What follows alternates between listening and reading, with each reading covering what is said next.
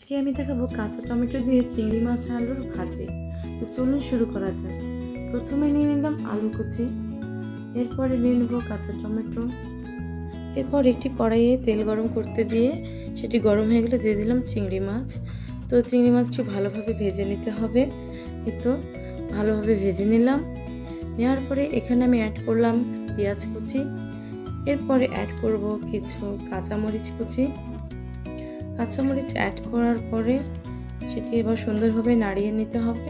এরপরে এখানে দিয়ে দিলাম একটু রসুন বাটা আর একটু জিরা বাটা দেওয়ার পরে এখানে অ্যাড করলাম লবণ, স্বাদ মতো লবণ দিতে হবে। এরপরে দিলাম 1 চামচ হলুদ এবং তারপরে দিয়ে দিলাম 1 চামচ মরিচের গুঁড়ো। তারপর সবগুলোকে ভালোভাবে মিশিয়ে নিতে হবে। এরপরে দিয়ে দিলাম কুচি করে রাখা টমেটোগুলো দিয়ে এগুলোকে আবার ভালোভাবে মিশিয়ে নিতে হবে চিংড়ি মাছগুলোর সাথে। তারপরে এখানে আবার দিয়ে দিলাম কুচি করে রাখা আলুগুলো। তো আলু টমেটো সবগুলো একসাথে ভালোভাবে মিশিয়ে নেওয়ার পর অ্যাড করলাম পরিমাণ মতো পানি।